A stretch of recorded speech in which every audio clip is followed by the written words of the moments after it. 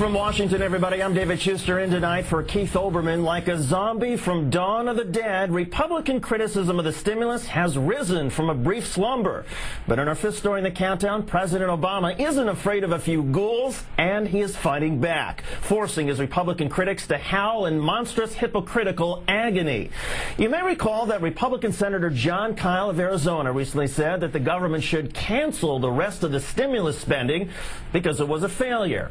So the Obama administration acted as if Senator Kyl actually meant what he said. 4 different cabinet secretaries wrote to the governor of Arizona asking if she agreed with Senator Kyl. For Transportation Secretary Ray LaHood, if you prefer to forfeit the money we are making available to your state, as Senator Kyl suggests, please let me know.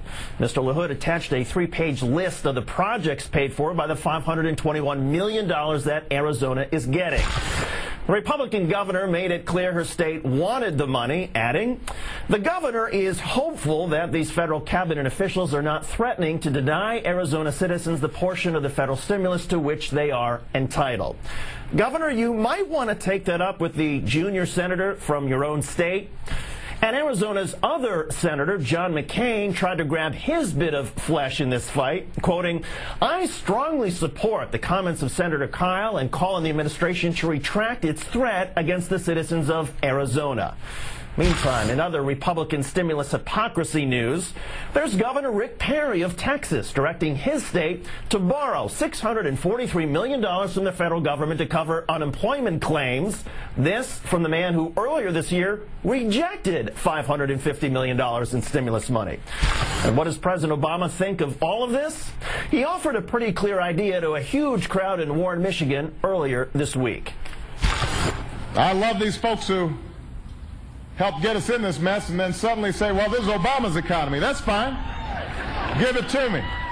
My job is to solve problems, not to stand on the sidelines and carp and gripe. Let's call in Newsweek magazine senior Washington correspondent and political columnist and MSNBC political analyst Howard Fineman. Howard, thanks as always. Hi, David. Howard, Governor Brewer and Senator McCain called it a threat, but in that particular skirmish, isn't the operative word outmaneuvered? Yeah, I think so. And talking to some Republicans here in Washington and elsewhere, I think they would probably agree. This was a little like General Custer saying, I really executed a brilliant maneuver to get myself surrounded here. Because the fact is, most governors, Republican and Democrat, in most parts of the country, as Governor Perry really showed in the clip that you had earlier, they need the money, and they need the projects, and they need it now. When Senator Kyl first made his comment about the failure of the stimulus, Senator Dick Durbin let him have it, reminding him that only $56 billion of the $787 billion had been spent. But Kyl and other Republicans like Congressman Eric Cantor seem to believe that little more than 5 months into this administration, they can get away with a new round of slamming the stimulus. Well, I think they can complain about the economy, and they're going to do so, and President Obama has a pretty good comeback, which you just heard. But the fact is that the risk in doing what they're doing is that the stimulus program, as poorly designed in some ways as it was, that needs to be admitted, is really just getting up ahead of steam now. And as a matter of fact, I think over the next 6 to 8 months or year is really going to kick in big time.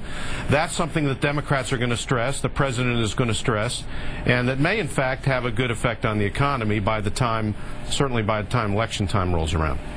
We've also seen Karl Rove get in on the act. The former Bush senior advisor writing in the Wall Street Journal today that President Obama should have implemented more Republican ideas like more tax cuts for the rich, though he did not use the word rich.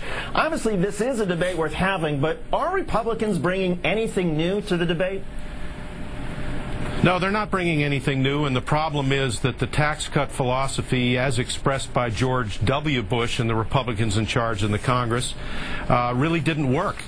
It didn't work big time in the last many years of the Bush presidency, and so that gives Barack Obama some room to maneuver.